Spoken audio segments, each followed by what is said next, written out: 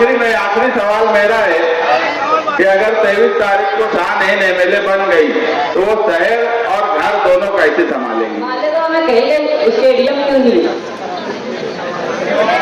तो क्या हमारे शहर के अंदर जो मुसलसल नल पट्टी बढ़ रही है, इसके ताल्लुक से कहना चाहिए कि पूरा शहर परेशान है। तो उसके ताल्लुक से आप लोग इंशाअल्लाह कभी असम्बली हाल पहुंचे, अल्लाह करे आप कामयाबी आप लोग कदम चुने, तो उसके ताल्लुक से आप लोग क्या कहेंगे? पुलिस स्टेशन के ये जो कर्मचारी की ट्रेनिंग होती है, क्या वो मालेगांव में हो सकती है? और क्या ट्रेनिंग कैंप डाल सकते हैं मालेगांव में? ये बहुत नौजवानों का मुस्तकबिल का सवाल है।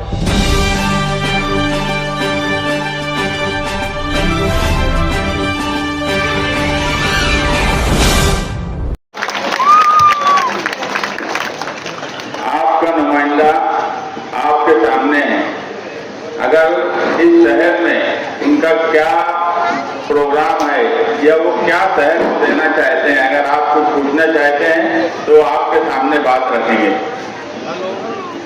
मैडम, मैंने आपकी स्पीच सुनी अभी, आप तब्दीली और बदलाव की बातें कर रही हैं।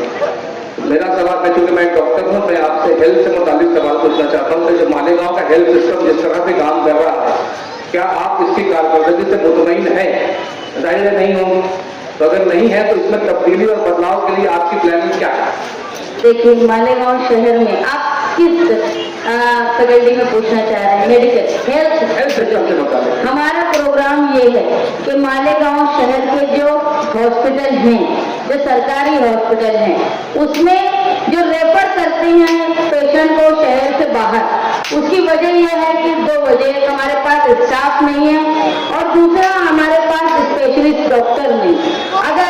अगर किसी हमला औरत को जिनका सिजेरियन होने वाला है, उनका ऑपरेशन मालेगांव में नहीं होता, इसलिए कि वहाँ उनका ब्लड प्रेशर ज्यादा होता है, या कहते हैं कि बच्चा कमजोर है, या तीसरा सीजर है।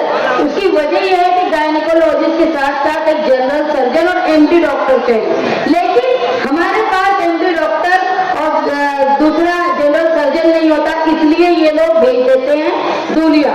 दूसरा ये कि बच्चों के लिए एनआईसीयू जो चाहिए वो यहाँ नहीं है, कि अगर बच्चा कमजोर पैदा होता है तो वो यहाँ रखने का इंतजाम नहीं, और औरतों के लिए आईसीयू का स्टाफ नहीं है, इसलिए बाहर गांव भेजा जाता है।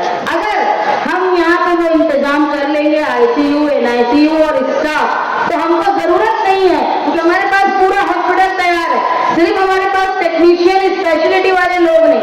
अगर हम ये इंतजाम कर लेंगे, जो मैं वादा कर रही हूँ शहर से, कि अगर हम इक़्तिदार में, मैं मालेगांव शहर का नुमाइंदा बनती हूँ, तो हम टेक्नीशियन के साथ साथ स्पेशलिटी रखने वाले डॉक्टर लाएंगे, ताकि लोगों को शहर से बाहर न जाना पड़े। ये मेरी सोच है। पूछना चाहता 5 मिनट में पूछ ले।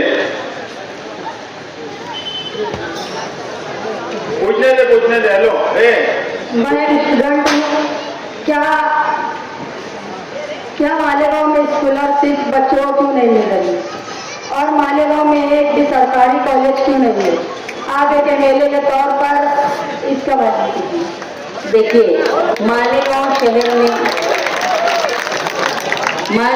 शहर में स्कॉलरशिप नहीं मिल रही है। ये पहली बात है कि बच्चों में बहुत ज्यादा स्किल है, हमारे यहाँ बच्चे बहुत एबल है। यही बच्चे जब शहर के बाहर जाते हैं ना, तो वो मालेगांव शहर का नाम ऊंचा करते हैं, लेकिन मालेगांव शहर में रह के इनको स्कॉलरशिप नहीं मिलती। उसकी वजह है कि यहाँ उनको गाइडलाइंस देने वाले लोग सही नहीं, खास तौर पे वो लोग जो इक़्तिदार करते हैं, जिनकी जिम्मेदारी है, वो खुद कुछ नहीं जानते, तालीम याफ्ता नहीं। और कॉलेज जो लाने की बात आपने कही, कॉलेज लाने के लिए कोशिश किसी नुमाइंदे ने नहीं की। असल में नुमाइंदे यहाँ जाहिल आए या फायदा कमाने की कोशिश करते रहे। अगर आप लोगों ने मेरा साथ दिया, तो जिस तरह साथी निहाल अहमद साहब ने मालेगांव शहर में फार्मेसी माइनॉरिटी कॉलेज लाई थी, सिर्फ इसलिए कि जब मालेगांव शहर में एक ही मेडिकल स्टोर थी और फसाद के वक्त वो हिंदू एरिया में थी, लोग जा नहीं पाते थे। उसी वक्त निहाल साहब ने ये तय कर लिया था कि मैं ऐसी कॉलेज मालेगांव शहर में लाऊंगा कि हर गली में एक मेडिकल स्टोर होगी। तो ये समझ लो, मालेगांव शहर की जो फार्मेसी कॉलेज है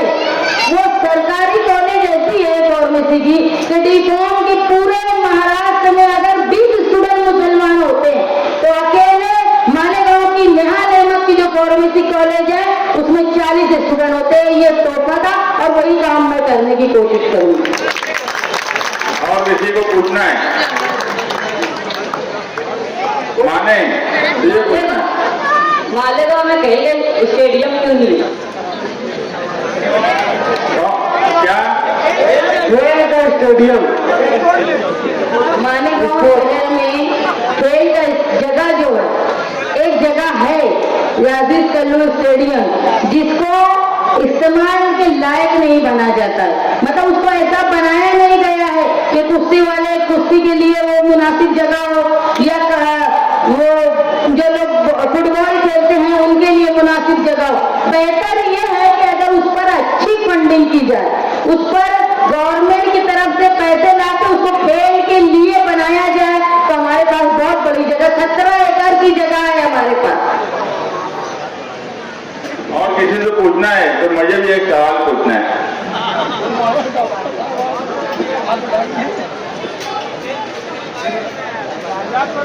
हमारे शहर के अंदर जो मुसलसल नल पट्टी बढ़ रही है, इसके ताल्लुक से कहना चाहिए कि पूरा शहर परेशान है।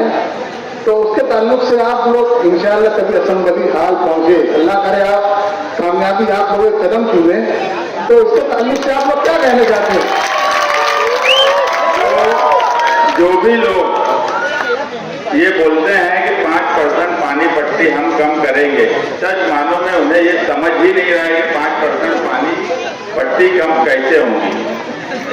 5% जब गिरना डैम की स्कीम आई ISSDP की, तो उसमें ये शर्त थी कि ना नफा ना नुकसान की बुनियाद पर पानी दिया जाएगा, और उस स्कीम के हिसाब से 5% पानी पट्टी बढ़ती गई।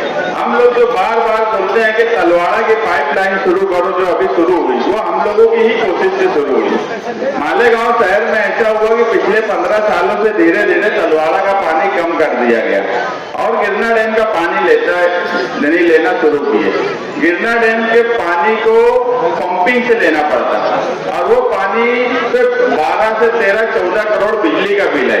गिरना डैम किराए का डैम है, हमारा खुद का मिल्कियत नहीं है, उसका किराया देना पड़ता।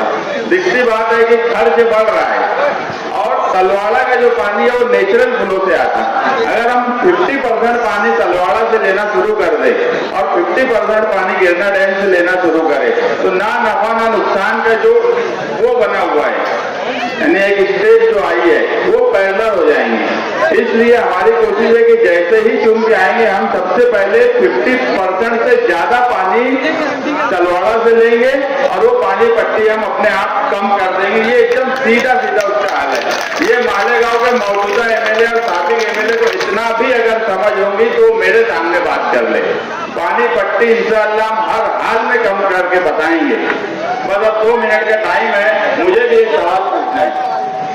अभी आप लोगों ने वहाँ कमिश्नर के पास धरना दिया, पानी जो है 1 दिन आगे से कराने के लिए, तो शान साहिबा भी वहाँ बैठी थी, तो उनको ये आश्वासन दिया था कि हमारे जो काम करने वाले लोग इलेक्शन मीटिंग के लिए नासिक वगैरह गए तो आएंगे तो 8 दिन में फैसला करेंगे। उस बात को 2 महीना हो गया, लेकिन आज तक 1 दिन आगे पानी से कोई बात ही नहीं बढ़ी आती। बिल्कुल सही बात है। 4 साल की पोजीशन में पहली बार ऐसा हुआ कि चंकापुर डैम और गिरना डैम दोनों ओवरफ्लो हो गया, मगर ओवरफ्लो होने के बाद भी सही बात यह है कि कारपोरेशन में जो वाटर सप्लाई का डिपार्टमेंट है वो पूरा कोलैप्स हो गया। वहां पर अब लोग ही नहीं है। आज की पोजीशन ना किसी लीडर ने वो जो इख्तियार में रहे वो कोशिश किए, और अगर आगे जब तक कारपोरेशन का वाटर सप्लाई डिपार्टमेंट हम सही ढंग से नहीं लाएंगे, आज जो पुराने लोग थे, जो जहीर साहब, मोहम्मद साहब, ये सब लोग रिटायर हो गए, श्री भवन, अब कोई वहां बचा ही नहीं है। ये समझ लो कि आज तुमको नल आ रहा है, पानी आ रहा है, बस खोलने वाले आदमी है, नहीं तो ऐसे हालात है कि वो भी नहीं हो सकता। मगर वो किस तरह से सुधरेंगे, यही है कि वो डिपार्टमेंट में नए और अच्छे काबिल लोगों को लाया जाए, काबिल लोगों को वाटर सप्लाई में बैठाया जाए, तो ही वो काम हो सकता। बस ये आखिरी सवाल है।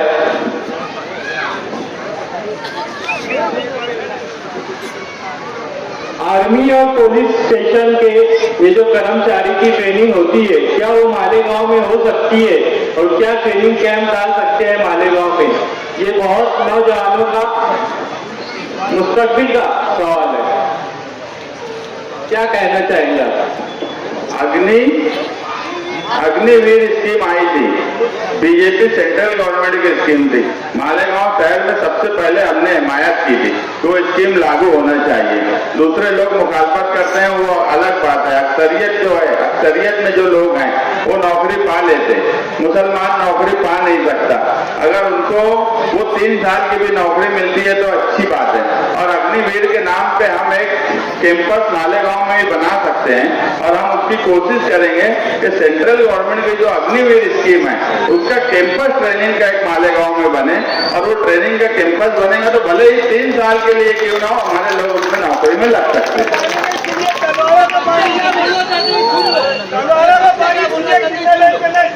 तलवाड़ा के ही पाने के लिए सारी कोशिश कर रहे हैं। अब पर आखिरी सवाल मेरा है कि अगर 23 तारीख को शान एमएलए बन गई तो वो शहर और घर दोनों कैसे संभालेंगी?